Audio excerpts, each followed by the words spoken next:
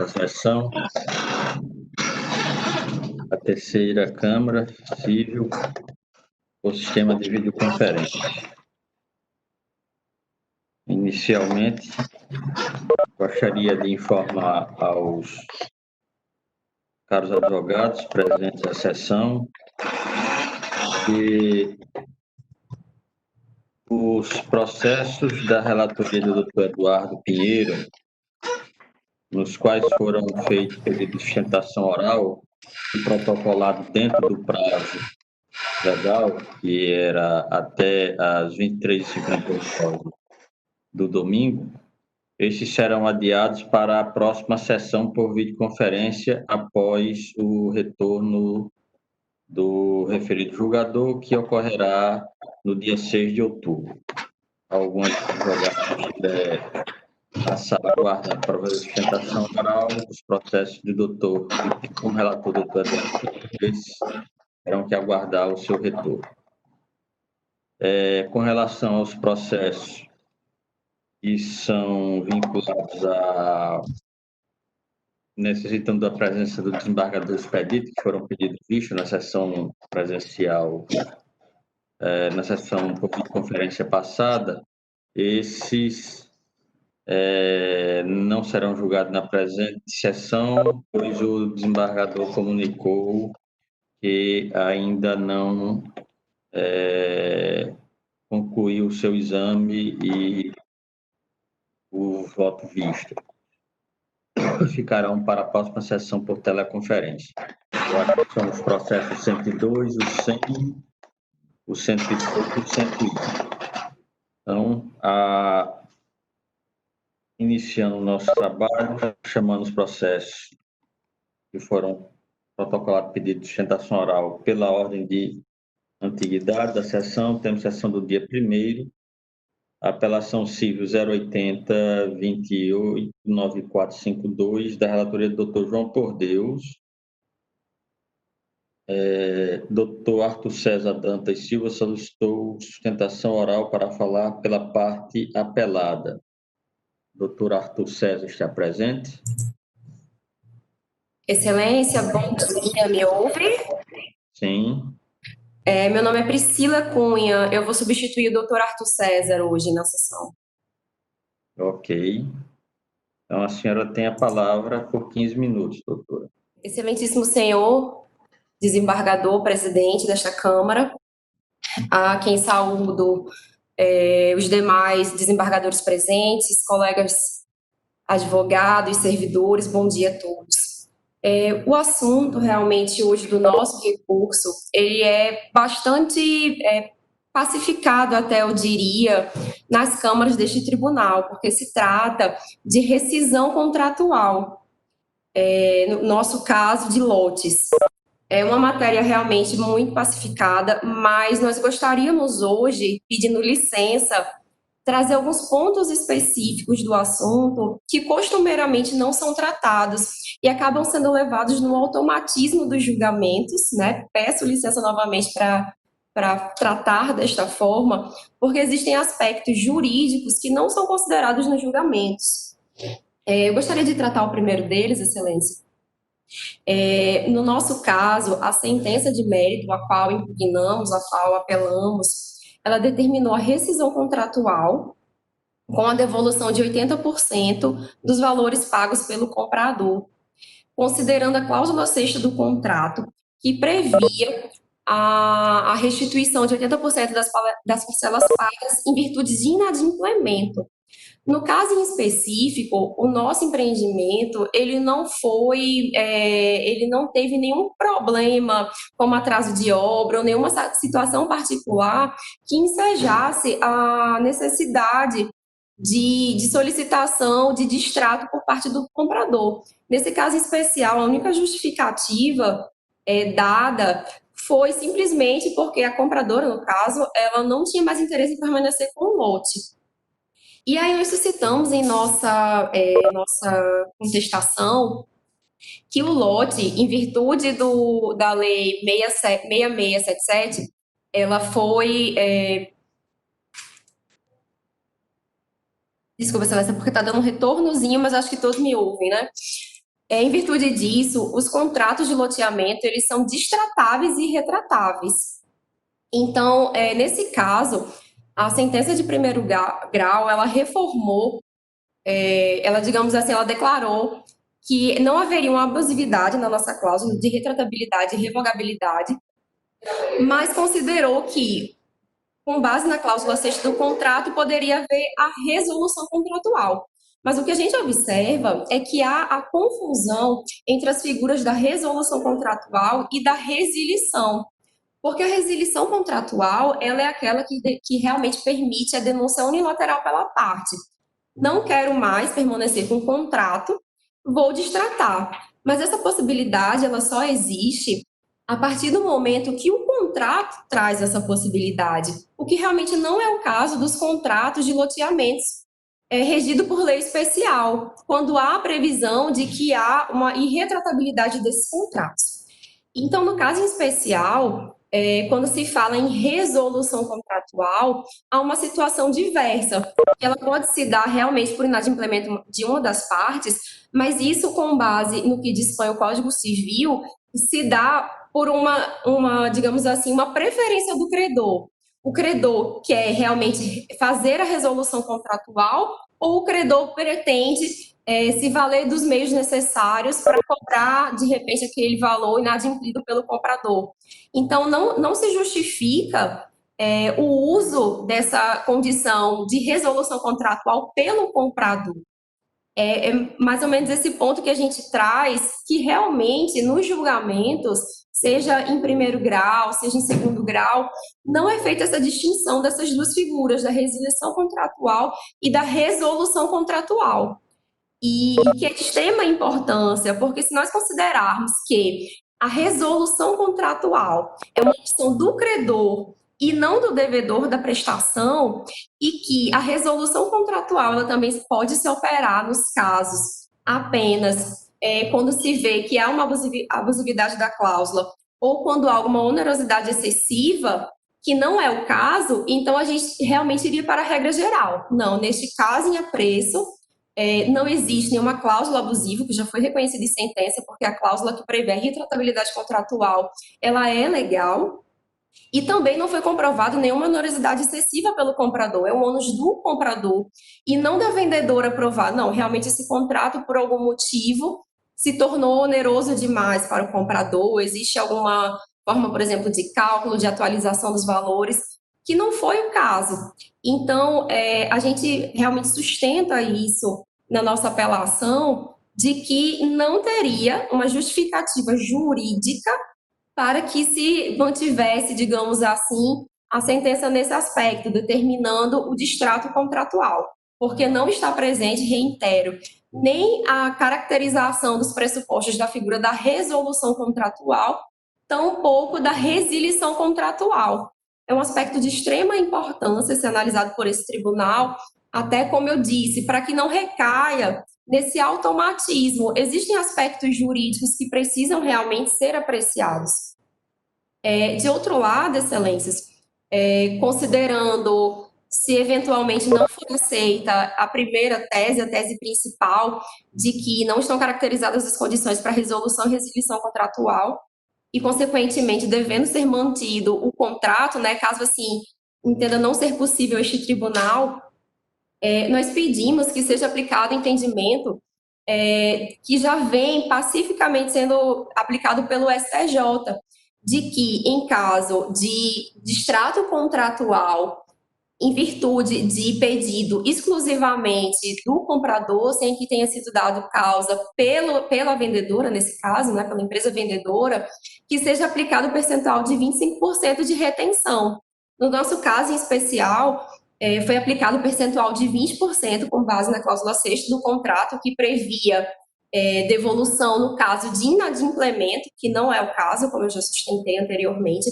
Então, a gente pede a aplicação desse valor de 25%, desse percentual de 25%, com base no que já vem realmente sendo aplicado pelo STJ, porque seria um valor considerado razoável diante dos custos que a vendedora teve para com o empreendimento, Até porque o que a gente realmente sustenta em várias situações, tanto no tribunal como nas nossas próprias peças escritas, é que se torna muito interessante muitas vezes para os compradores fazer o investimento naquele lote, no caso, e depois pedir a restituição, a rescisão contratual com a restituição desses valores, porque 80% atualizado e corrigido, muitas vezes é superior ao valor de 100% daquele lote que ele está comprando. E muitas pessoas se desinteressam em manter com os lotes em virtude da desvalorização ou em virtude do mercado não estar aquecido.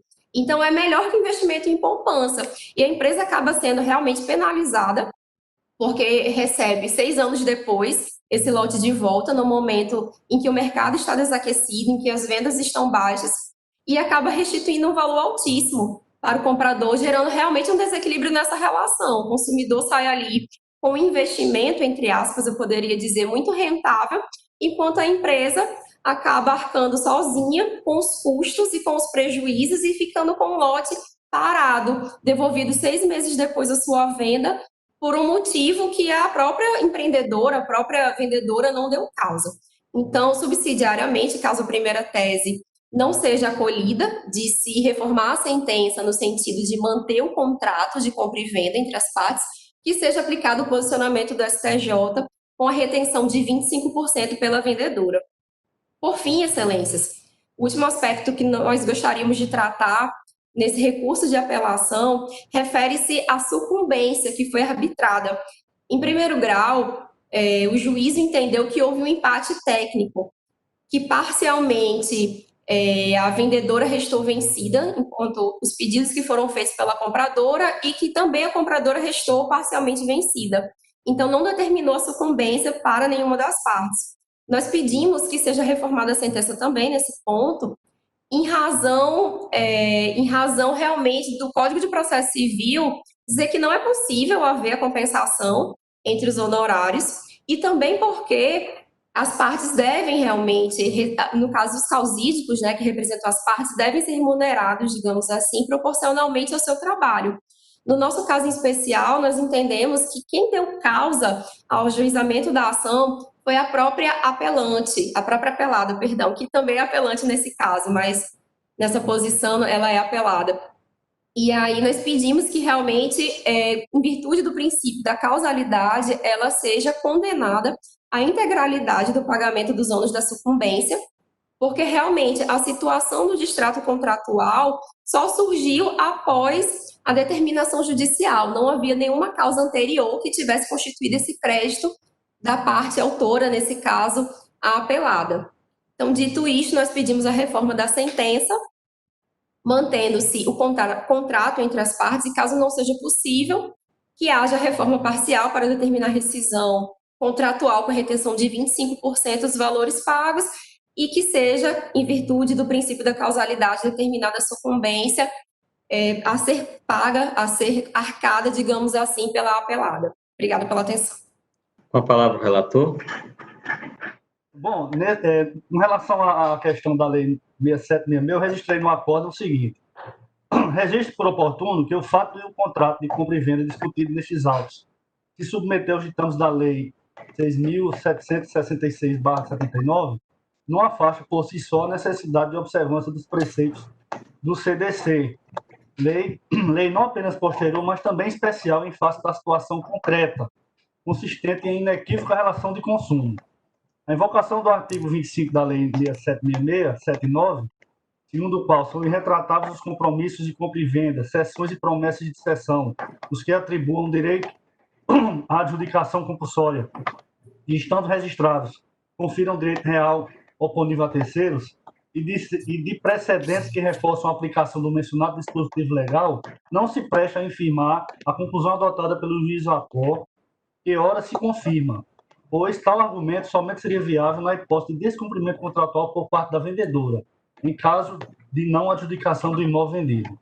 Nesse contexto, conforme o entendimento jurisprudencial do STJ, inclusive um entendimento trazido pela própria advogada, em se tratando de relação consumerista, ainda que o consumidor adquirente dê causa à resolução do contrato de compra e venda do imóvel, tem este o direito de ser restituído em parte do valor contratual efetivamente adimplido, admitindo a retenção de percentual de entre 10 a 25 pela vendedora.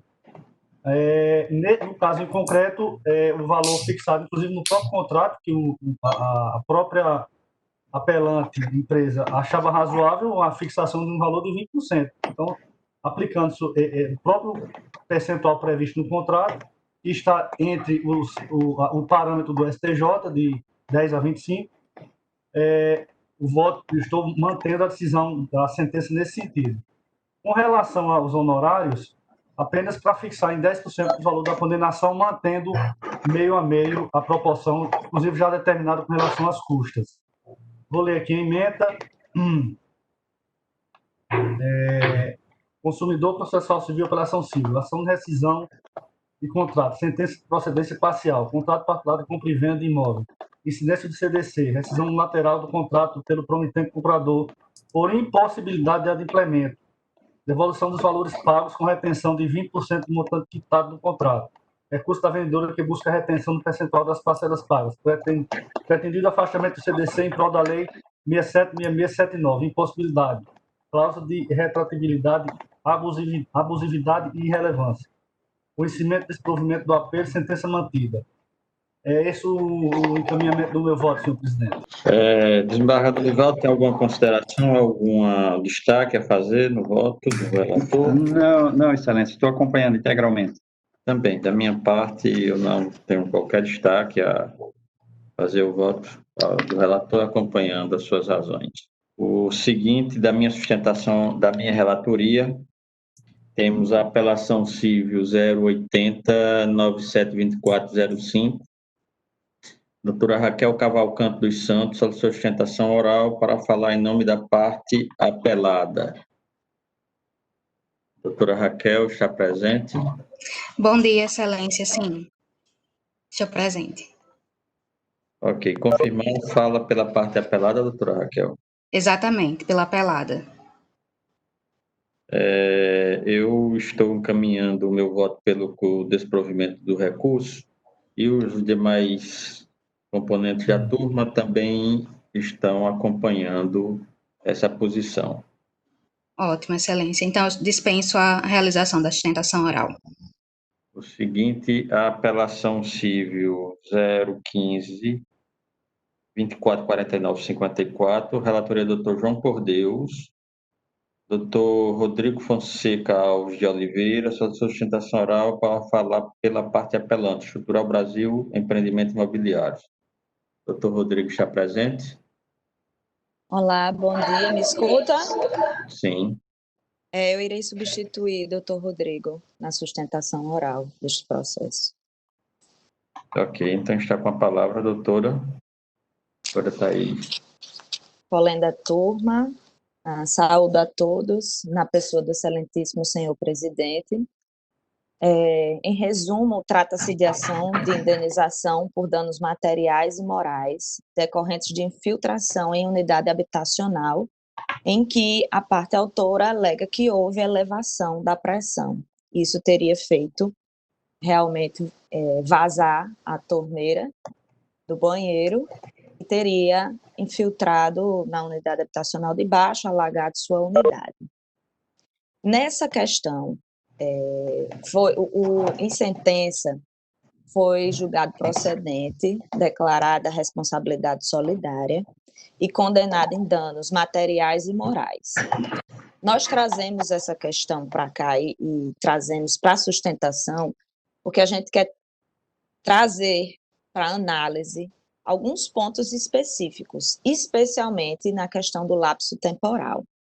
A aquisição da unidade pela compradora diretamente à incorporadora, que no caso é a AGEST, foi em 13 de fevereiro de 2008.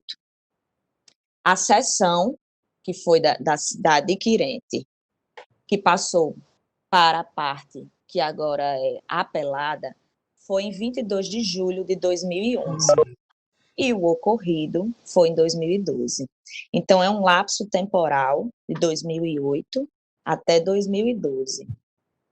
Se alegou na peça da apelação que há ilegitimidade da parte da hora que se sustenta da apelante, Por quê? Primeiro, ela não participou dessa relação jurídica.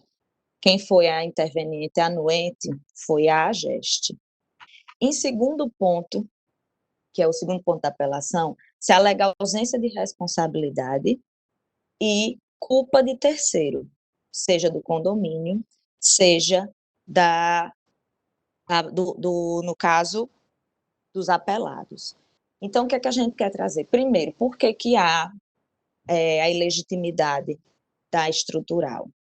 A estrutural, ela não fez parte dessa relação jurídica.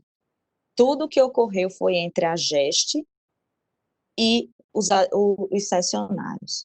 Então, não tem como se atribuir responsabilidade solidária nesse caso, porque a estrutural não teria como interferir nessa relação.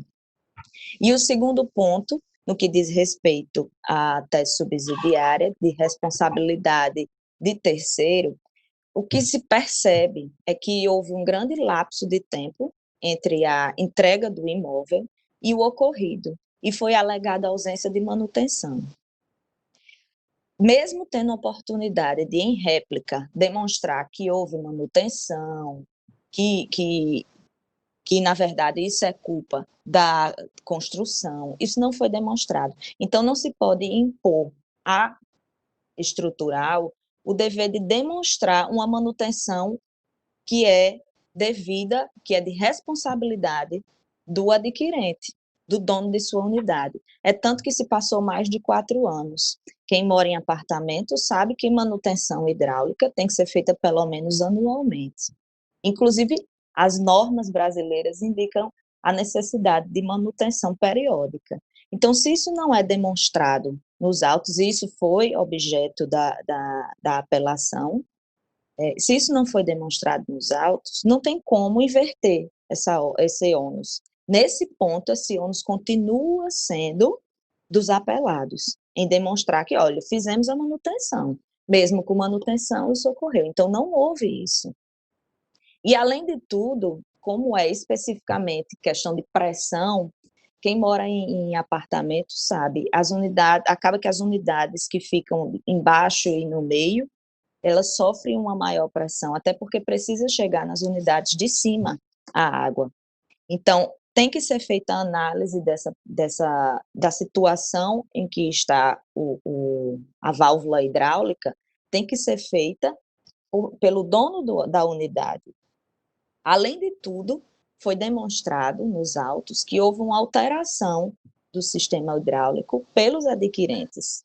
Então, a partir dali, quando ele faz uma alteração que não é submetida à construtora ou que não é submetida ao condomínio, ele assume o risco de eventuais falhas naquele serviço.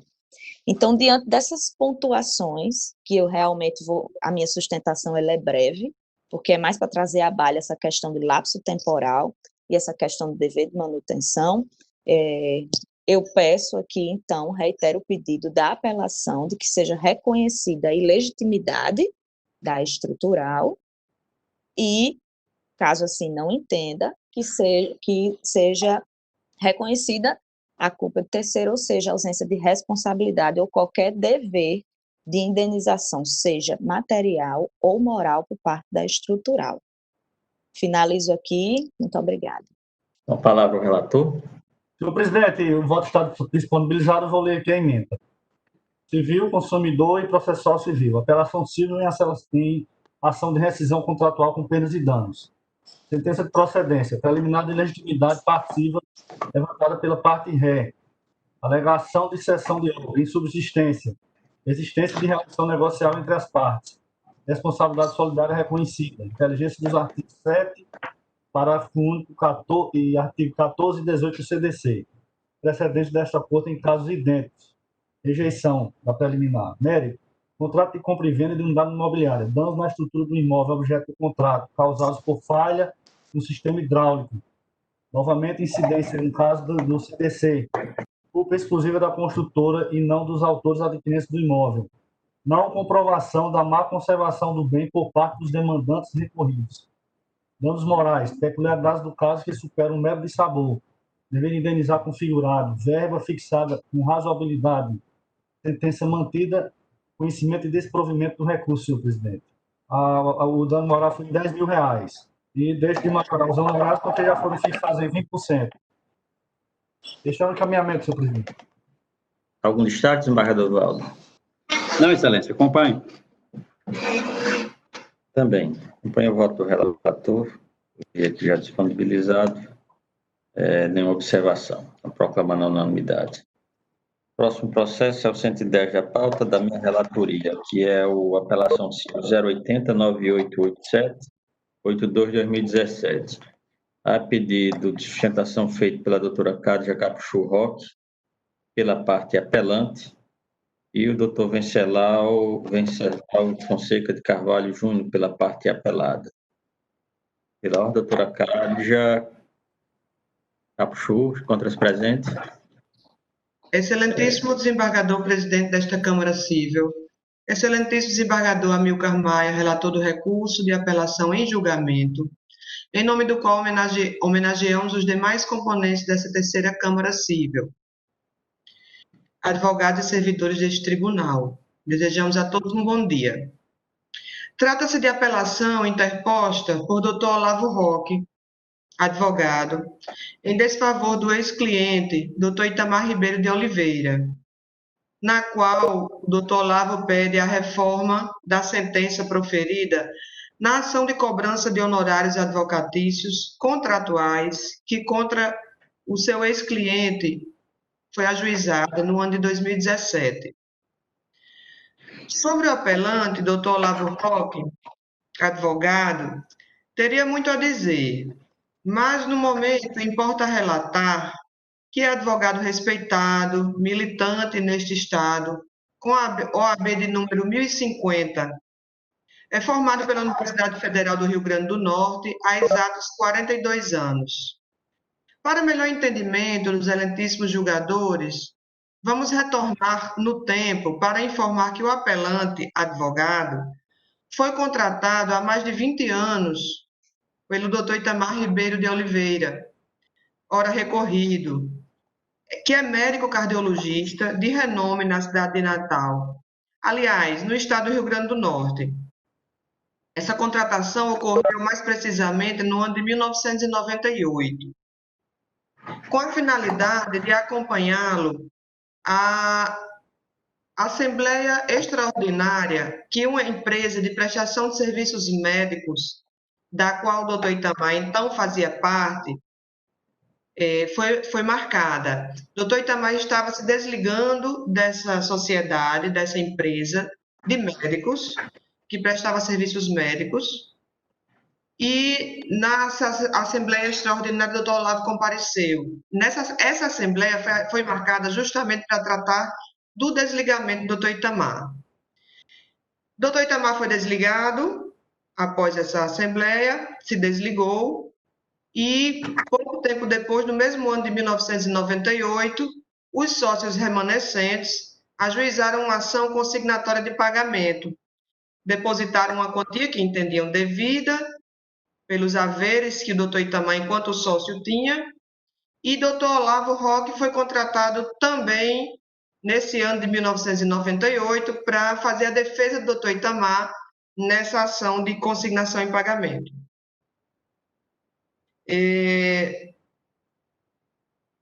A partir dessa defesa, nessa ação, da atuação do advogado, foram discutidos e decididos todos os haveres que a empresa ainda tinha para com o doutor Itamar. Doutor Olavo Roque patrocinou toda a defesa e execução desses valores devidos durante todos esses anos. Em resumo, o apelado era sócio de empresa que prestava serviços médicos com base em um dos antigos hospitais de Natal e que, por alguma razão, decidiu se desligar da empresa, tendo os sócios remanescentes instalado e inaugurado o Hospital do Coração. Nós estamos falando aqui de fatos ocorridos há mais de 20 anos.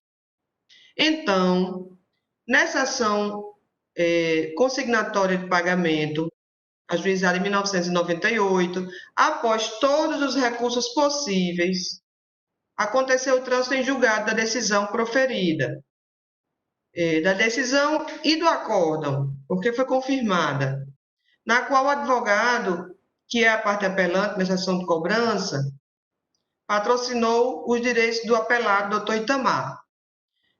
Durante toda a ação, durante 18 anos que durou essa ação, apenas o doutor Olavo atuou em benefício do doutor Itamar Ribeiro de Oliveira, ora apelado. Esta advogada que vos fala atuou na parte final, no ano de 2016, 2015, talvez, somente, em companhia do doutor Olavo, porque fazem parte do mesmo escritório de advocacia. Com o trânsito em julgado da ação de consignação em pagamento de 1998, o advogado autor desta ação de cobrança de honorários, se trata de uma ação de cobrança de honorários, desculpe não ter deixado claro no início, a ação original dessa apelação. Com o trânsito em julgado da ação de consignação, o advogado autor desta ação de cobrança de honorários, na qualidade de advogado da parte vencedora, doutor Itamar, deu início à fase executiva do título judicial, com o fim de receber valores não pagos totalmente na época do seu desligamento e que foram reconhecidos judicialmente na consignatória, que teve início em 1998, logo após o seu desligamento. Para dar início ao trabalho em favor do recorrido, representá-lo na Assembleia Extraordinária da empresa, da qual estava se desligando, e dar início à sua defesa na ação de consignação em pagamento, que contra si foi ajuizada pelos sócios remanescentes, o advogado recorrente cobrou, no ano de 1998, R$10.000. O ajuste foi verbal e a quantia foi paga na forma e momento acordados. Não houve qualquer problema com relação a isso. Para a fase de cumprimento de sentença, não lhe foram pagos honorários antecipados, nem foi confeccionado contrato escrito, por uma razão bem simples e conhecida por todos os desembargadores presentes: a confiança. O acordo foi verbal e o trato foi muito simples. O doutor Itamar pagaria apenas 10% do que fosse receber ao final da execução ou em decorrência de acordo judicial eventualmente celebrado. E foi o que aconteceu. Após um longo trâmite processual, de cumprimento de sentença, de fase executiva, quis o apelado aceitar a proposta de seus ex-sócios, no sentido de que lhe fossem pagos o correspondente a 50% da dívida, desde que sua parte estivesse livre do ônus com os impostos e custos processuais que, porventura, tivesse que pagar. O acordo foi celebrado na audiência conciliatória aprazada para o dia 5 de outubro de 2016. Nessa audiência, na qual o apelado se encontrava, o ora apelado, doutor Itamar Ribeiro, que então era exequente, se encontrava presente, juntamente com o apelante e advogado. Certo ficou que os ex-sócios pagariam o valor de 50% da dívida em 10 parcelas iguais, mais o valor referente ao imposto de renda correspondente e os honorários sucumbenciais, além das custas processuais, tendo em vista a exigência do exequente, ora apelado, de receber a quantia livre de impostos e despesas processuais. Que ele disse isso em audiência, mas apenas isso. Em nenhum momento dessa audiência, o apelado exigiu ou sequer mencionou que os ex-sócios deveriam também pagar os honorários advocatícios contratuais, devidos sobre seu crédito ao ora apelante, previamente acertados em 10%. Houve, inclusive, diversos encontros antes dessa audiência e um deles momentos antes dessa audiência conciliatória na fase executiva, onde foi reafirmado, reajustado os honorários convencionais de 10% sobre o valor que fosse acordado. Houve muita preocupação do apelado para que os ex-sócios pagassem o valor correspondente aos impostos e às despesas processuais. Nunca, jamais, tendo mencionado em momento algum, antes da audiência ou durante dela, e isso está provado nos autos, para nenhum dos presentes, que deveriam ser por eles pagos também os honorários advocatícios contratuais, além dos impostos. Tanto é verdade que o advogado dos executados na ação consignatória, os ex-sócios da empresa da qual fazia parte, o advogado dos executados que levou a proposta de acordo para aquela audiência conciliatória na fase executiva, doutor Armindo, disse na audiência instrutória, ele foi arrolado por ambas as partes na instrutória dessa ação de cobrança de honorários contratuais. Ele disse nessa ação instrutória que não ouviu em nenhum momento da negociação durante a audiência conciliatória da ação inicial de 1998 a exigência por parte do apelado de que os clientes do Dr. Armindo, na época, que eram os executados e estavam fazendo proposta de acordo, deveriam pagar os honorários advocatícios contratualmente devidos ao ora apelante, ao Dr. Olavo Roque. Tanto, excelências, que os executados da consignatória pagaram ao apelante, Dr. Olavo Roque, apenas os honorários advocatícios sucumbenciais.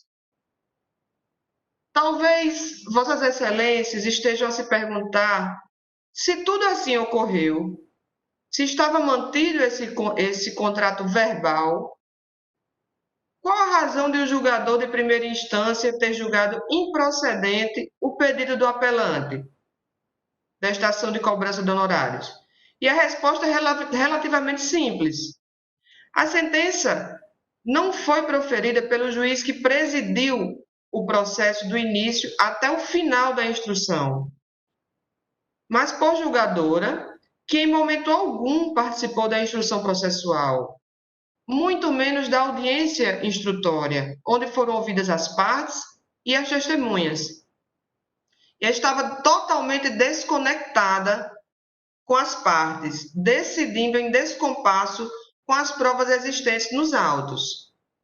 Dr. Olavo não impôs óbice nenhum à celebração do acordo naquela ação consignatória de 1998, no ano de 2016, na audiência conciliatória, que Dr. Itamar quis fazer o acordo, renunciando a quase 60% do seu crédito para com os sócios remanescentes da empresa da qual fazia parte. Dr. Olavo não opôs nenhum óbice, mesmo sabendo que após 18 anos de atuação naquela ação, os honorários contratuais que eram devidos a ele também seriam reduzidos em quase 60% do total, mas não houve qualquer manifestação de oposição. Agora, daí a concluir, como a juíza de primeiro grau fez, que ele estava renunciando a todos os honorários ad exitum, inicialmente ajustados, aí tem uma diferença abissal. Não se pode admitir, não é razoável que se admita algo assim. Por isso, o apelante, Dr. Olavo Roque, pugna pela sua total reforma, pela total reforma da sentença, dando provimento ao recurso e, assim, julgando procedente a demanda inaugural em todos os seus termos. Muitíssimo obrigada pela atenção de Vossas Excelências. Um bom dia a todos. Bom dia. Com a palavra, doutor Venceslau.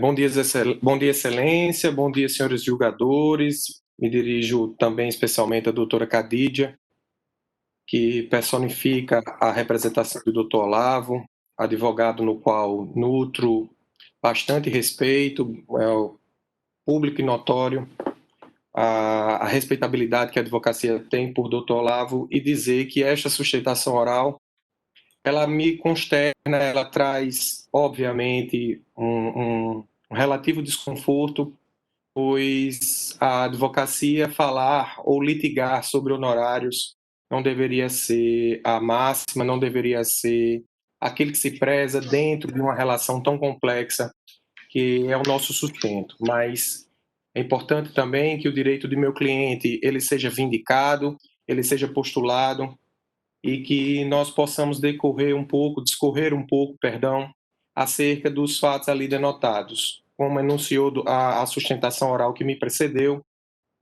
alguns pontos merecem especial atenção para que possa haver data máxima vênia, a manutenção do julgado, a manutenção do ato de primeiro grau. Não falo como testemunho ocular, porque não poderia, mesmo estando presente com autorização de todos, inclusive dos advogados, a audiência de conciliação, mas falo como causídico, que além da presença física, conhece bem aquilo que tem de caráter, aquilo que tem de aplicação de Dr. Itamar Ribeiro, e assim como o Dr. Olavo, é uma pessoa de extrema respeitabilidade social, é um médico cardiologista que tem em seu dom a máxima de que confiança, reciprocidade e a tônica de cumprimento dos seus compromissos ele leva consigo. É importante que nós digamos que estamos tratando de honorários contratuais e honorários sucumbenciais. E o cerne da questão, o cerne da discussão, senhores desembargadores, é relativo aos honorários contratuais. Dentro dessa ótica, dentro desse prisma, se seria ou não devido pelo recorrido honorários contratuais remanescentes. E a nossa tese foi aplicada, a nossa tese foi aceita pelo juízo piso, de que os honorários contratuais, não haveria honorários contratuais remanescentes, e que ainda que esses tivessem existido, eles foram adimplidos quando da interposição, quando da representação preliminar, quando do ajuizamento, quando da defesa da ação. Nós estamos falando de 1998, nós estamos falando de R$10.000. Do mesmo fato que disse na instrução, volto a dizer, R$10.000 em 1998, por IGPM nós estamos falando de R$56.000 os valores de hoje, por IPCA nós estamos falando de aproximadamente R$40.000 nos valores de hoje. Faço questão de fazer esse parêntese, porque parece que R$10.000 de uma ação de 1 milhão, num longínquo 98, fora pouco dinheiro, e não foi.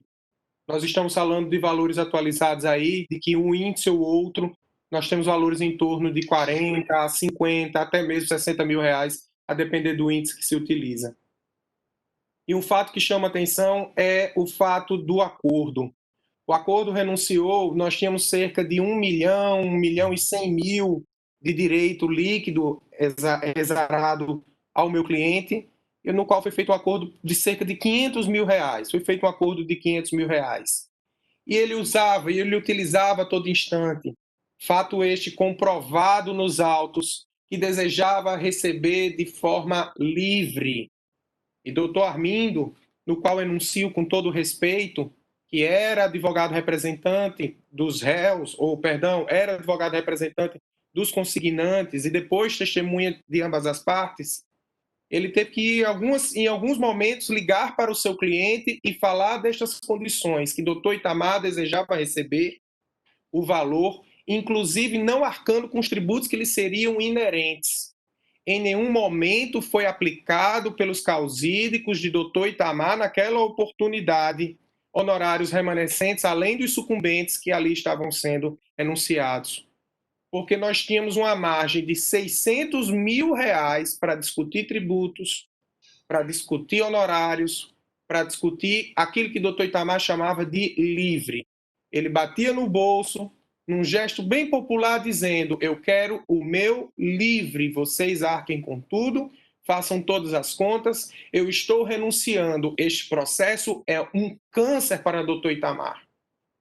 Ele foi expulso injustamente de uma sociedade, fato comprovado nos autos, sociedade que resultou na fundação de um dos maiores hospitais do Rio Grande do Norte. e hoje, querendo se livrar literalmente das amarras do passado, por hoje possuir sua própria estrutura hospitalar, ele aceitou no ano de 2016 a realização do referido acordo, por valor que renuncia e redunda quase, tendo recebido apenas 40%, um pouco mais ou um pouco menos daquilo que ele tinha de valor. A questão anunciada prelude ao artigo 22 do Código do Estatuto da Advocacia.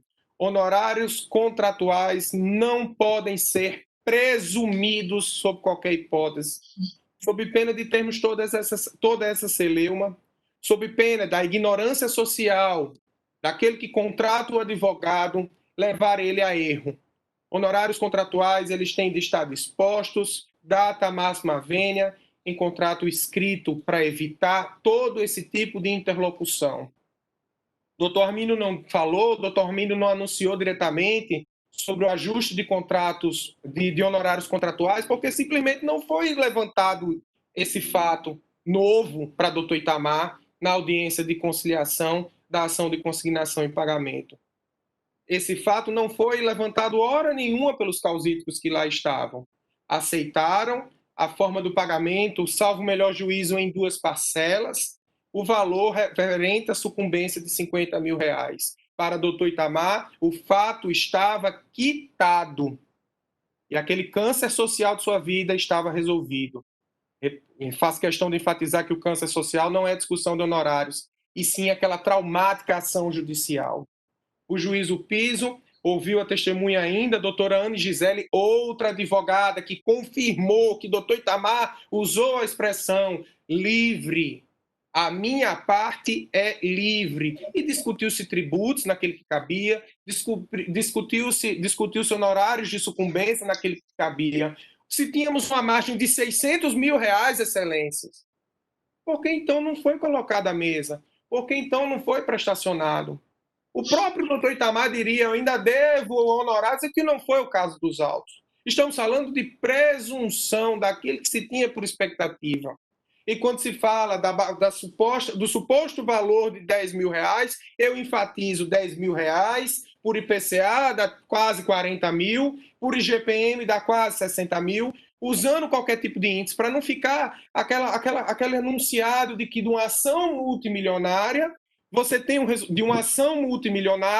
você tem um suposto pagamento inicial pífio. Não é o caso dos autos. Doutor Itamar Ribeiro deixou a todo tempo exposto e claro e evidente que desejava receber aquilo que ele já vinha renunciando e muito, o valor sem qualquer tipo de acessório. Foi discutido tributos que inclusive lhe eram inerentes e foram pagos pela outra parte.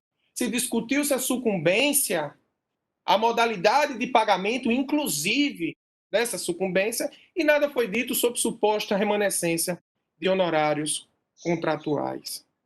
Peço vênia, o respeito a doutor Olavo, a doutora Cadídia, eu tenho certeza que eles sabem, de minha parte, é imensurável, mas também nós devemos aplicar a justiça naquilo que ele deva ser.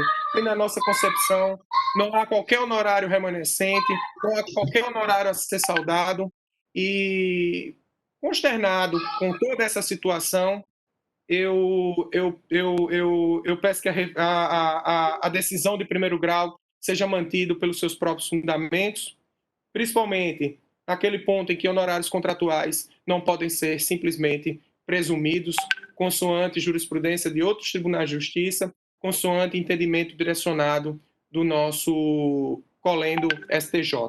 Agradeço a dileção das palavras, agradeço a oportunidade das palavras, me dirigindo com muito respeito aos colegas aqui presentes e aos senhores julgadores. Muito obrigado. Analisando detidamente os autos, cheguei à seguinte conclusão.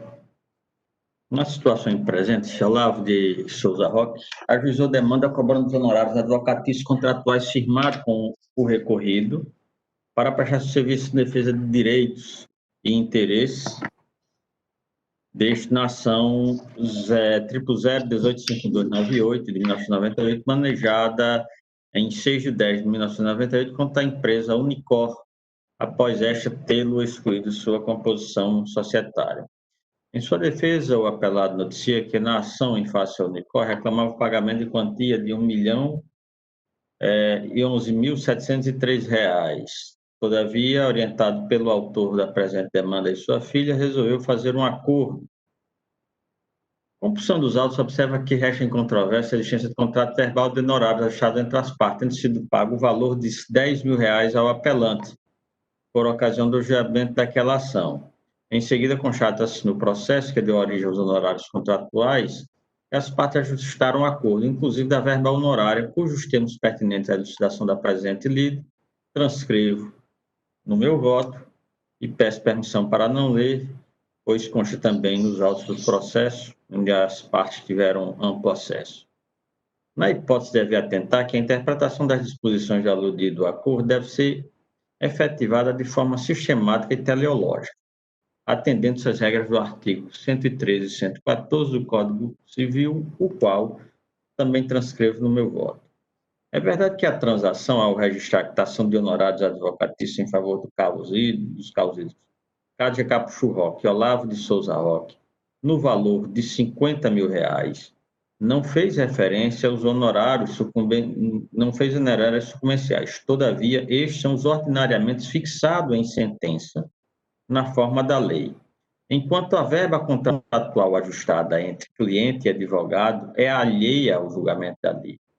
Assim, compreender-se que o acordo abrangeu o pagamento dos honorários advocatícios sucumbenciais e contratuais implicaria uma interpretação contrária à prática jurídica, bem como resultaria na renúncia tácita de verba contratual, contrariando, respectivamente, o artigo 113, parágrafo 1º, inciso 2 e 114 do Código Civil.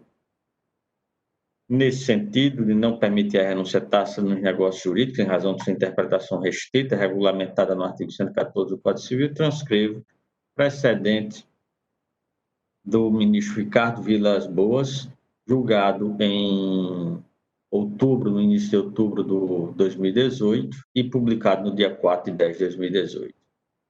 Também, no mesmo sentido, transcrevo aqui precedente do Tribunal de Justiça do Rio Grande do Sul e no Tribunal de Justiça de Minas Gerais. Portanto, a quitação no instrumento de transação somente alcança os honorários advocatícios sucumbenciais, não sendo as verbas contratuais por eles abrangidas, achando estas devidas pelo réu aqui hora apelar. Eu não vou dizer que isso não tenha sido a intenção dos acordantes na época da feitura do acordo. Entretanto, da forma como foi redigida o acordo, e ao que consta, imaginar que essa quitação abrangeria também os honorários contratuais seria estender mais essa interpretação quando não há nenhuma menção que a respeito desses honorários seriam os honorários contratuais e não os sucumbenciais, ou abrangeriam ambos. E assim, sem opinamento ministerial, dou provimento parcial à apelação civil, a fim de julgar procedente em parte a pretensão autoral para condenar o apelado ao pagamento dos honorários advocatícios contratuais no valor de R$40.400, com correção monetária pelo INPC a partir da data do efetivo recebimento da última parcela do crédito pago pela Unicor apelado, e juros de mora a partir da data da cessação desta ação. E, em razão da sucumbência recíproca, condenam as partes ao pagamento das custas de honorários advocatícios, este no percentual de 10% do valor da condenação, em observância ao disposto no artigo 85, parágrafo 2º e artigo 86 do Código de Processo Civil, considerando o grau de zelo profissional, o lugar, a prestação de serviço, a natureza e a importância da causa, o trabalho realizado pelo advogado e o tempo exigido pelo seu serviço, distribuindo a proporção de 20% para a parte autora, ora apelante, e 20% para a parte ré, ora apelado. Esse é, em síntese, o meu voto, e indago se o desembargador Vivaldo ou o doutor João por Deus tem alguma observação a fazer. Em observações. Acompanho. Então, proclamando a unanimidade. Os termos do voto que já fiz referência. Agradeço, Excelências. Tenham um bom dia. Bom dia. Em seguida, temos o 104, da relatoria do Dr. João Cordeiro. É o agravo de instrumentos 080, 87, 84, 80. Doutor Francisco André Alves Moura, sua sustentação oral para falar em nome da parte agravante. Tríplice limitada. Doutor Francisco André está presente? Eu estou presente, Excelência. Doutor Fernando Lucena. Estou sendo ouvido agora. Ok, doutor. Eu tenho com a palavra para a sua sustentação oral. Obrigado, Excelência. Cumprimento a todos, na pessoa do relator, doutor João Afonso Moraes por Deus. Vim para a sustentação com uma missão complicada, porque é um processo que tem uma alteração fática muito circunstancial, desde o ajuizamento até os dias de hoje. Doutor Mil, esse processo é de 2013 e esse agravo foi interposto no passado, da decisão que inaugurou o processo. E todo esse interregno que se passou durante o ajuizamento, o deferimento da liminar e agora, as circunstâncias fáticas se alteraram de forma sobremaneira. E em virtude dessa alteração, o nosso agravo, ele acabou assumindo um perfil meio de revisão do processo. Essa revisão, obviamente, é pelo próprio relator, pelo juiz de piso, mas nós fizemos esse pedido por quê? Esse processo foi ajuizado pelo Ministério Público com a intenção de desmobilizar uma empresa, realizar a penhora de bens móveis e imóveis, bens dos sócios, já que existia suspeita sobre a parte agravante de atividades ilícitas. E de lá para cá, o que aconteceu? Essa empresa teve contra si o ajuizamento de uma ação criminal que foi julgada improcedente, teve contra si o ajuizamento de várias ações de consumidores, cujas receitas estavam bloqueadas também pela Justiça, e muitos foram ressarcidos dos seus valores investidos. E hoje nós temos uma ação que está bloqueando muito acima do que o resultado útil do processo, muito acima do que a ação civil pública pede, muito acima de qualquer coisa que se possa imaginar. Os valores bloqueados não foram colocados em conta judicial, Excelências, eles ficaram sofrendo a inflação nesse período inteiro, bloqueado na própria conta. Eu nunca tinha visto isso. Normalmente, o valor penhorado é levado para uma conta judicial, a qual recebe acréscimos periódicos, às vezes até com índices iguais ou superiores à da poupança, e esse processo não teve isso, ele ficou parado, os valores permaneceram na conta, que também ficou bloqueada, ou seja, meu cliente não pode tirar saldo, extrato, fazer depósito, movimentar a vida dele, está toda parada desde 2013. E o nosso pedido, Excelências, do meu agravo, é muito simples. O que é que o Ministério Público pede na petição inicial? Pedidos A, B, C, D até o F. Ok? Qual é o efeito financeiro desses pedidos? Vamos ver até o F. Não alcança o valor que está bloqueado. É muito inferior. Então, eu não encontro uma justificativa plausível, dadas as vênias, as motivações do Ministério Público que estava nesse processo, atuando como titular de direitos individuais homogêneos, eu não alcanço uma viabilidade para perdurar tamanho bloqueio sobre as contas da empresa, que é minha cliente, do seu sócio, da sua esposa, se não existe um resultado prático, financeiro, plausível para isso. E o pior, doutor Vivaldo, nós tivemos uma reunião com o parquet, a pessoa do seu promotor do consumidor, 2 reuniões, para falar a verdade. E nessas reuniões, a discussão foi bem simples.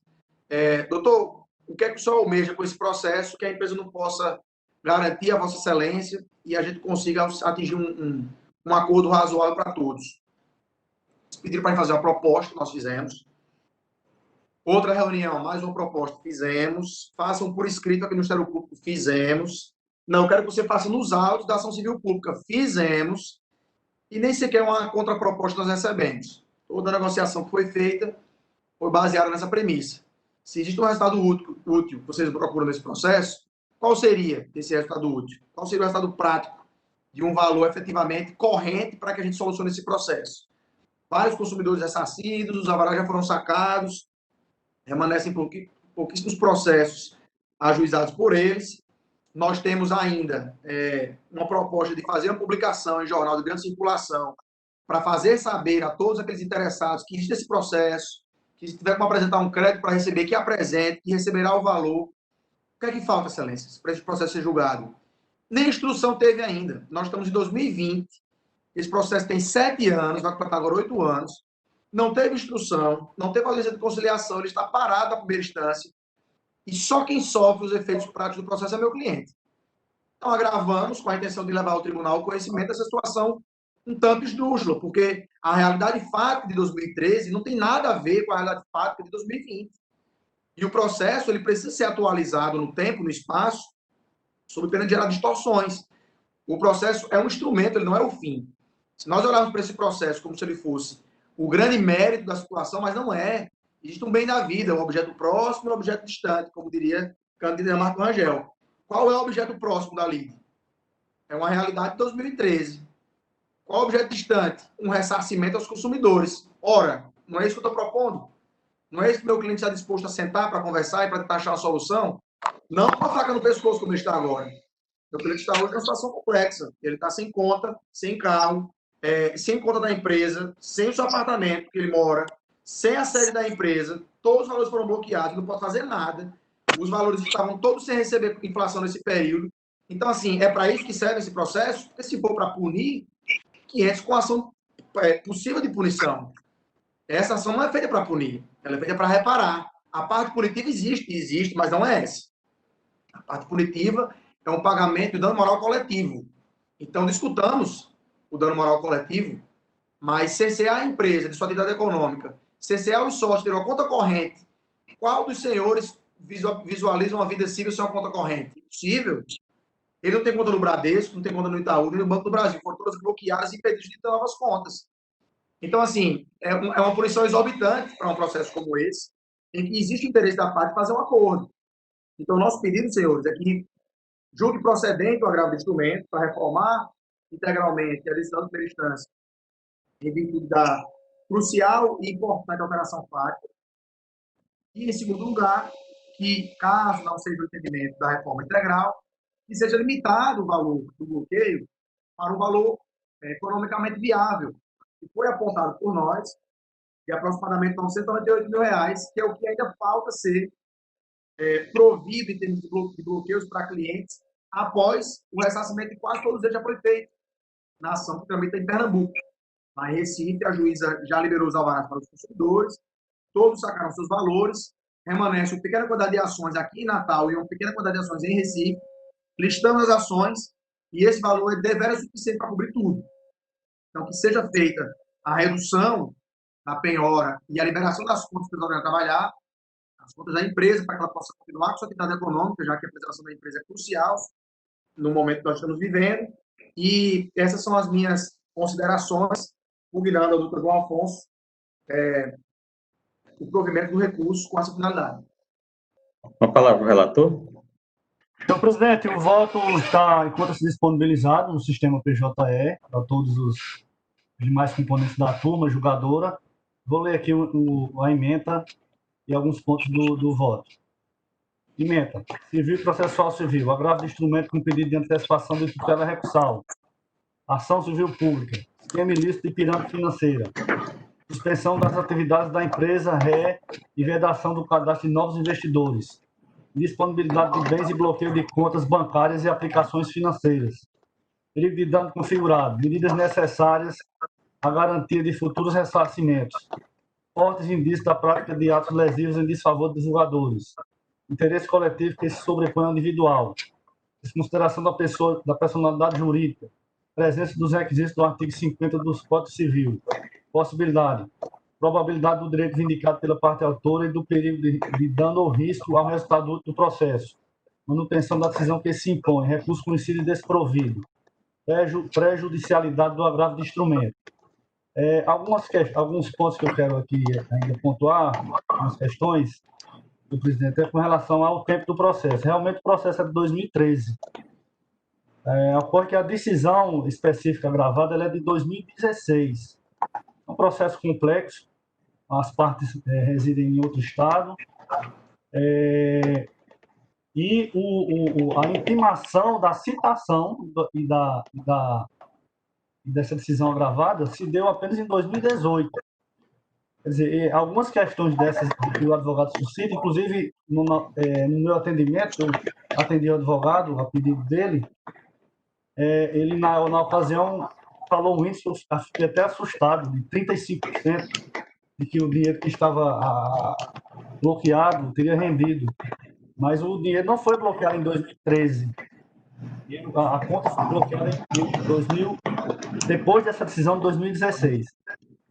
Então, algumas dessas questões que ele vem pontuou aí na tribuna, eu entendo que ele deve levar diretamente ao juiz Wacó, para aí sim o juiz lá nos autos do processo principal. O objeto do agravo aqui, eu estou mantendo a decisão do juiz nesse ponto, inclusive porque o valor não se presta apenas a ressarcir eventuais, o que já tem demonstrado, mas eventuais outros pessoas que tenham sido prejudicadas e que, obviamente, apresentem esse prejuízo em juízo. Então, senhor presidente, eu estou mantendo o voto, me sendo e mantendo a decisão gravada. Ok. Algum destaque do desembargador Vivaldo, ao do relator? Não, excelência, sem destaque. Da minha parte também não. Nenhum destaque à conclusão do relator. No caso, no próximo é o 97, sessão ainda do dia 1º, agravo de instrumento 080 11 26 25, da relatoria do Dr. João Por Deus. Pedido de sustentação oral feito pela doutora Maria Isabel Costa Fernandes Rego, em nome da parte agravante. Doutora Maria Isabel, encontra-se presente? Repetindo, doutora Maria Isabel Costa Fernandes Rego, agravo de instrumento 080 11 26 25, 2020. Encontra-se presente. O próximo também, da relatoria do Dr. João Por Deus, o agravo de instrumento 080 11 52 23. Doutora Isabel também foi quem requereu sustentação oral para falar em nome da parte agravada. Doutora Maria Isabel não está presente.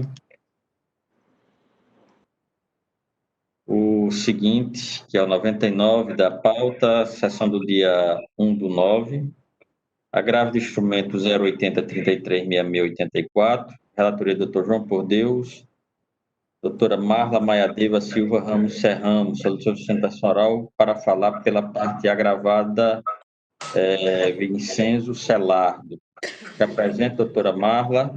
Sim, excelência, estou presente. Com o relator, alguma observação? Senhor presidente, duas observações. Aliás, uma, né? Pelo nosso regimento, não cabe pedido de sustentação oral. Sustentação oral nesse caso, realmente. E ela fala pela parte agravada. De toda forma, doutora, o encaminhamento do voto foi pelo desprovimento. Ok, excelência. Em tese, não teria necessidade da sustentação. Ok. Muito obrigada. Bom dia. Bom dia. O seguinte é o 108 da sessão do dia 1º ainda. Apelação 080 90 45 73 da minha relatoria. Doutor Tiago Souza, sua sustentação oral para falar na presentes autos, mas eu não consegui identificar se ele falava em nome da parte do autor ou pela Unimed. Doutor Tiago Souza, apelação 080 90 45 73, doutor Tiago Souza. Não encontro presente. Temos o 68 da pauta, este da sessão do dia, pauta do dia, o agravo de instrumento 080 44 14 78, da minha relatoria, doutor Pedro Lucas de Moura, solicitou sustentação para falar pela parte agravada. Está presente? Doutor Pedro. Eu chamo com a palavra. Então, excelentíssimo senhor desembargador Amilcar Maia, demais presentes, Eu falo pelos agravados, senhor Rui Câmara de Souza e Daliana Souza Pérez. O presente agravo de instrumento, ele, na verdade, debate uma decisão da segunda vara cível, que, dentre outras questões, trata principalmente em relação à penhora e adjudicação de um determinado imóvel. Mas antes, os agravantes, eles enfrentam questões preliminares que, no nosso entender, não devem ser acolhidas. Primeiramente, os agravantes, eles afirmam que há uma nulidade das intimações, em razão do comando do artigo 513, parágrafo 4º do CPC, que diz o seguinte, eu peço licença para ler. Se o requerimento a que alude o parágrafo 1º, no caso, o cumprimento de sentença, for formulado após 1 ano do trânsito em julgado da sentença, a intimação será feita na pessoa do devedor, por meio de carta com aviso de recebimento. E, de fato, o lapso temporal entre a propositura do cumprimento de sentença e o trânsito em julgado do título é maior do que 1 ano.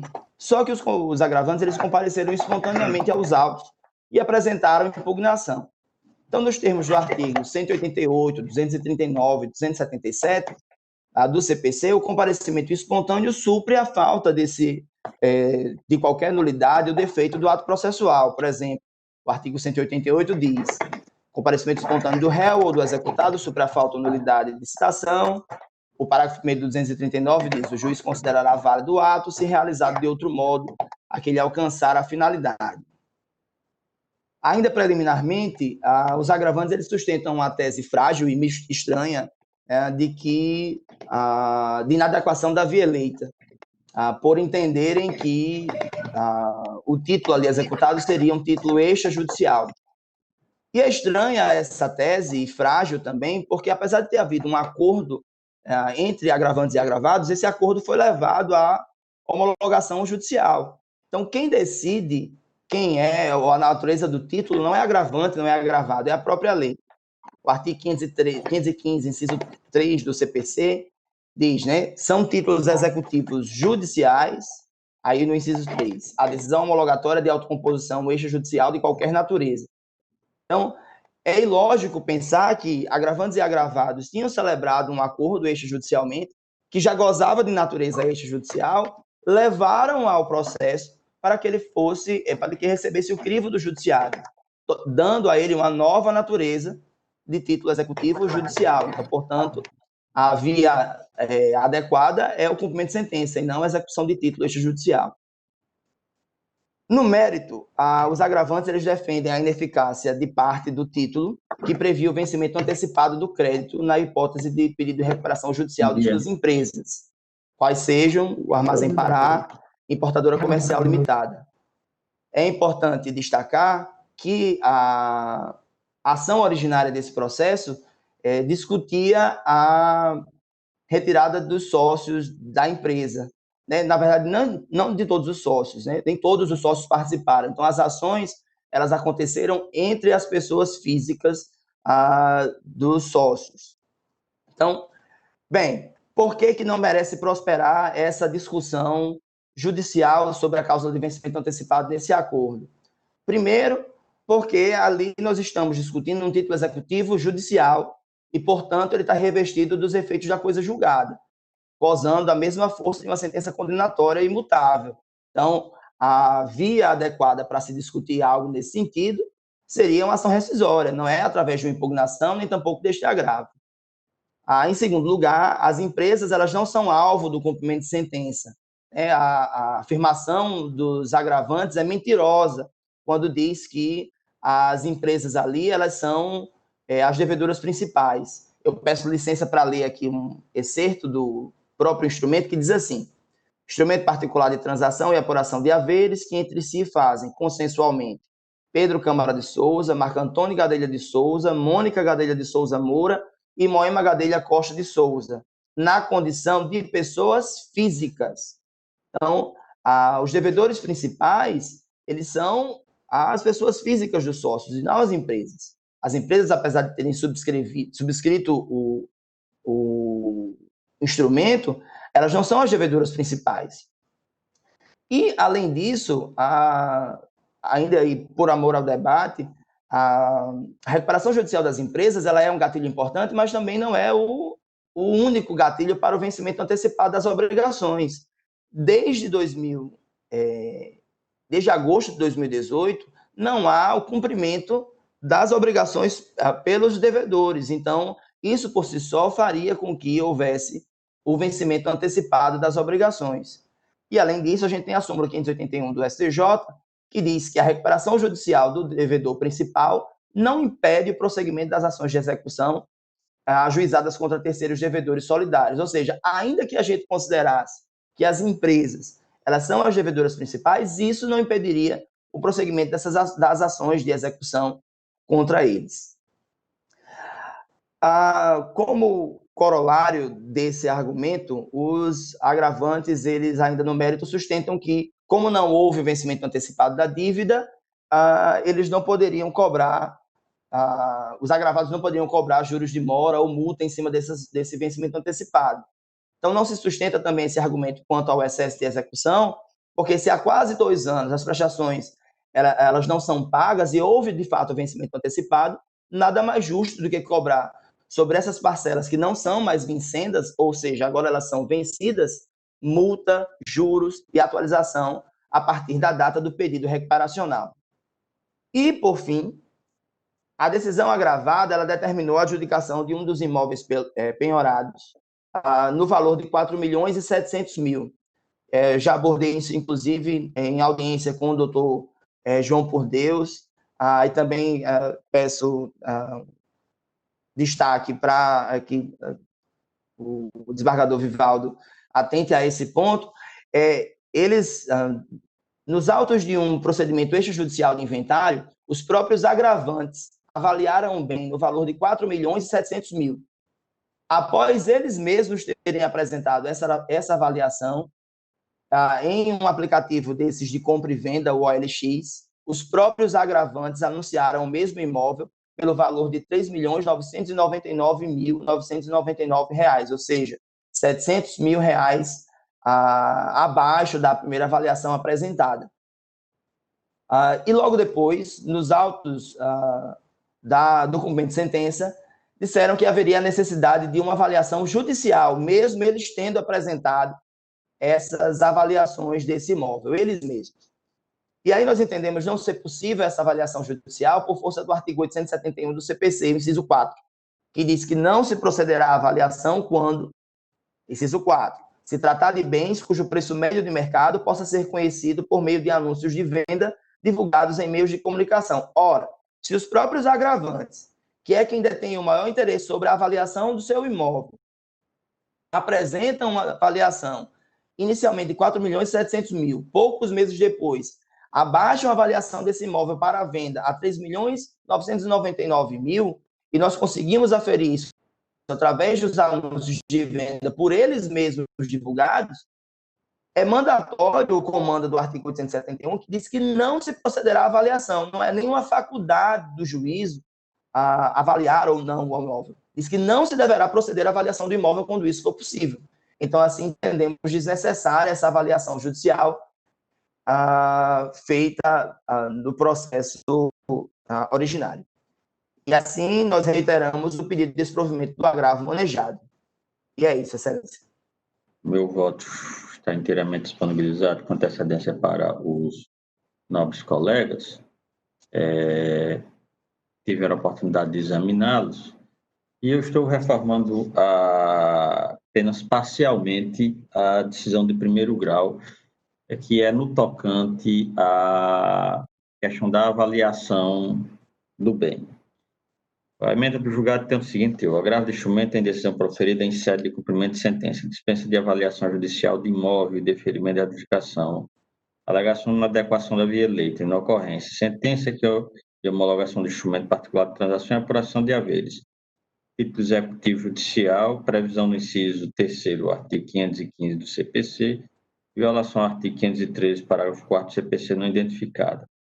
Comparecimento espontâneo ao processo, inocorrência de excesso de cobrança, opção dos executados pelo não pagamento da dívida no prazo fixado pelo juízo. na observância do disposto do artigo 523, parágrafo 1º do Código de Processo Civil. Dispensa de avaliação judicial de imóvel em razão da atribuição de preço em site de vendas, fato que não retira dos executados o direito à submissão do bem penhorado à análise técnica judicial. Imóvel valioso, reforma da decisão, reforma do deciso nesta parte, recurso conhecido e em parte provido. Esse é a minha conclusão. E eu indago se o desembargador Vivaldo e o doutor João Luiz têm alguma observação a fazer na apresentação oral do advogado. De acordo também, excelência. Serão proclamando a unanimidade. Processos cujos sustentações foram requeridas, não há mais nenhuma pendência, tem um voto vista num processo, na apelação civil 080 001748/2016, que é o 105 da pauta anterior do dia 25, é a apelação civil já referida, tem como apelante Cipriano Corrêa, apelada a Setbank Consultoria Limitada e Nat Factory em Eireli. Advogado doutor José Augusto Maranhão, que está presente na sala. E de vista dos autos para melhor análise no referido processo, quanto à sustentação oral do advogado, e tendo em vista também que esses fatos já vieram ao conhecimento do nosso gabinete, uma vez que já trabalhamos em processo anteriormente, correlato a essa ação. Eu faço aqui um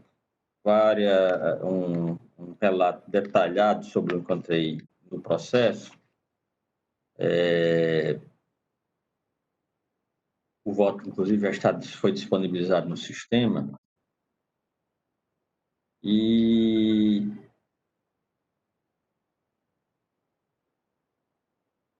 a gente fica um pouco preocupado com as colocações feitas, pois pode transparecer uma certa injustiça na presente situação. Mas, para resumir, ultrapassando as considerações preliminares que faço, a presente ação objetiva a declaração de nulidade da decisão ID 4253076, que deferiu o pedido de adjudicação de 51.376,18 cotas relativa à participação do executado Cipriano Corrêa junto ao capital social da empresa de torno, com base em duas principais linhas argumentativas. Não foi procedida a devida avaliação das referidas cotas, fixando-as no patamar de R$1, uma vez que essas cotas possuem valor muitas vezes superiores ao débito executado, implicando uma adjudicação por preço manifestamente vil. E a outra é que não houve a a obrigatória intimação dos sócios em relação ao auto de adjudicação nos autos do processo de execução, tolhendo-lhe o direito de preferência. No que diz respeito à temática de ausência de avaliação das cotas objeto nos autos de ação de penhora perpetrado na execução, o voto do relator reconhece a existência de preclusão da matéria, apresentando as seguintes razões, as quais transcrevo aqui no meu voto, que já foi referida pelo relator, em seu voto já foi disponibilizado, e peço permissão para não ler. Destaque-se que todos os atos processuais acima elencados foram devidamente publicados. Não resta dúvida, pois que o executado corrente teve inequívoca ciência da decisão que adjudicou o bem ao credor, sem nada arguir, mesmo se manifestando em várias oportunidades nos autos. Tais constatações afastam a alegação de nulidade do feito, porque houve o comparecimento do executado apelante aos autos após o ato ora questionado, e nem assim utilizou-se da faculdade conferida pelo artigo 746 do Código de Processo Civil de 73. como lhe competia. Aliás, nem mesmo após a expedição de carta de adjudicação, em que houve a sua intimação para impor embargos à execução, ofereceu ao apelante qualquer insurgência, só o fazendo agora. Diante deste cenário, é patente a preclusão que se operou sobre as matérias ventiladas no presente recurso, eis que o apelado tomou conhecimento de todos os atos processuais já referidos. Observa-se, inclusive, que o apelante teve ciência do deferimento da adjudicação, seja porque se encontrava devidamente representado nos autos, seja porque compareceu após aquele deferimento com outros pedidos, sem nada mencionar a respeito da adjudicação. E aqui eu cito as lições de Humberto Teodoro Júnior, quando diz que a nulidade relativa deve ser arguída pela parte interessada em sua decretação na primeira oportunidade em que lhe couber falar nos autos, após o ato defeituoso sob pena de preclusão. Artigo 245, isto é, perda da faculdade processual de promover a anulação. Necessário ressaltar, digo eu, que o ato de adjudicação em ação de execução trata de direito disponível, assim ocorrendo a falta de impugnação do interessado no mesmo processo, no momento processual oportuno, importa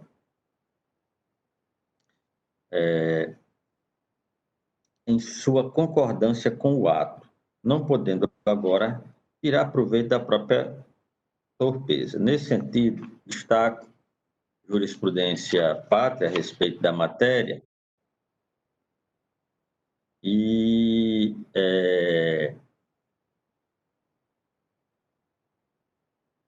adiantando, já que o voto ficou um pouco extenso, eu, em resumo, estou acompanhando o voto do relator, ainda que, sendo sensível à situação do ora agravante, tendo em vista e vendo toda a situação, como disse, do apelante, desculpe, nos autos, poderia ter tido outra solução e que não trouxesse tanto prejuízo ao mesmo como está sendo concluído. Porém, não foi conchatado, não conchatei, no exame dos autos, qualquer erro processual ou de interpretação dos fatos feitos por aqueles que o analisaram anteriormente.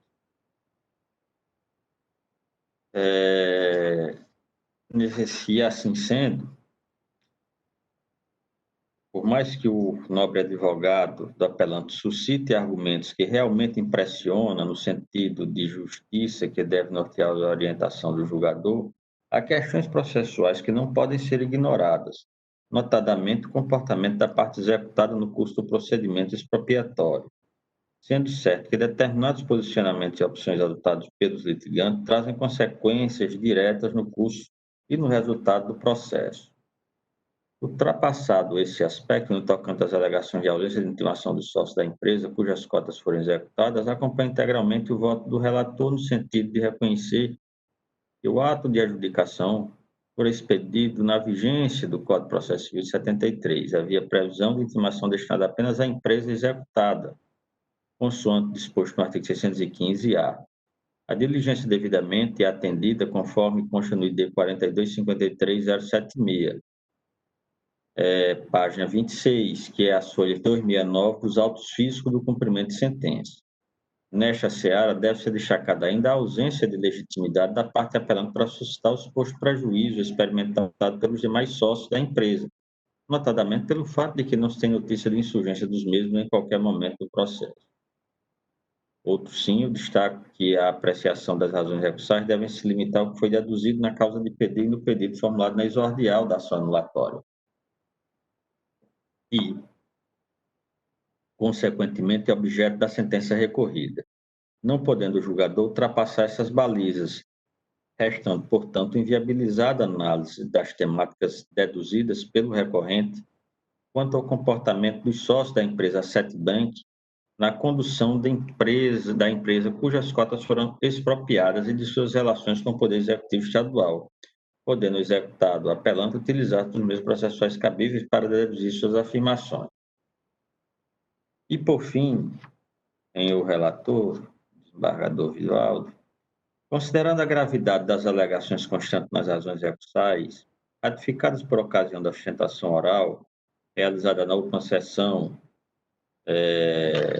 por videoconferência, sugiro ao relator que seja determinada a remessa de cópia dos presentes autos para conhecimento do Ministério Público Estadual, e, se for o caso, a apuração das condutas relatadas pela parte recorrente nas razões de apelação civil, notadamente envolvendo participação de agentes da administração pública estadual e os sócios da empresa que detém o comando do ITORM, uma vez que levam a suspeitar, inclusive, como bem disse o advogado, que há de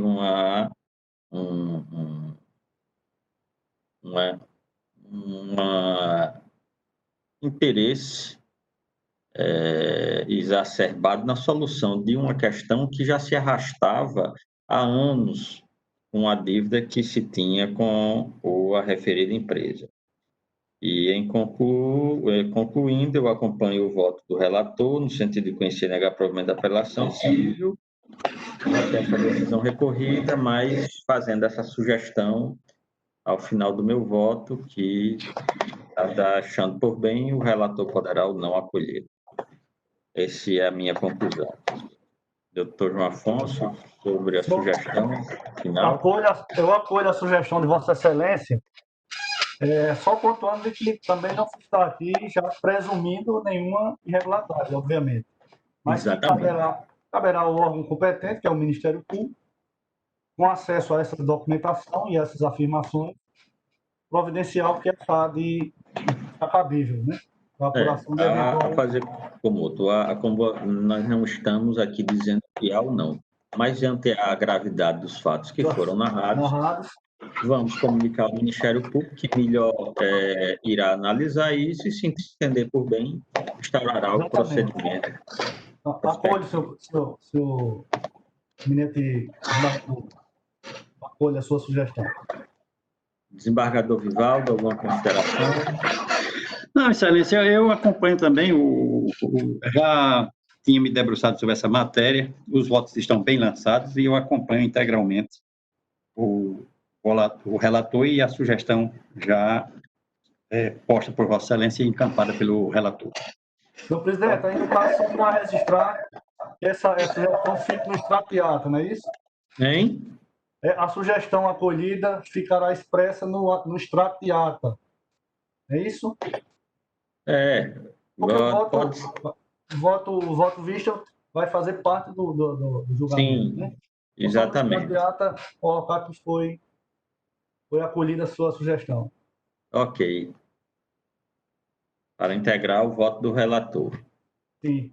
Então, proclamando a unanimidade. Então, não há mais processos pendentes na pauta por videoconferência. Indago-se dos processos da pauta virtual alguma observação do desembargador Vivaldo ou do doutor João Afonso. De minha parte, não, Excelência. Já votei todos. Também, senhor presidente. Ok. Nada registrado. Também nenhum destaque. Nessa situação, vamos declarar encerrada a parte judicial, aberta a ordem administrativa, indagando-se alguma emenda ou alguma emenda à ata da sessão anterior. Tem emenda. Expedientes, algum? Tem não, Excelência. A presidência não tem nenhuma comunicação e proposição. Doutor desembargador Vivaldo? Também não. Eu tenho, senhor presidente. Desembargador João. Aniversário aí de doutor Cícero Martins Macedo, dia 2 de setembro. É uma moção de congratulações. Então, também 2 de setembro, então deixou uma moção de congratulações, também deixou passar do Valde Flávio, do dia Valdir. 4. Isso. Era o próximo que eu ia propor. Só esses dois. Ok, então moções e gratulações pelo aniversário, pela passagem natalícia do Dr. Valdir Flávio Lobo Maia, que foi o dia 4, proposta pela presidência, e do Dr. Cícero, proposição do Dr. João Afonso. Mais alguma coisa, Dr. João? Não, obrigado. Ok. Então, agora declaro encerrado a sessão.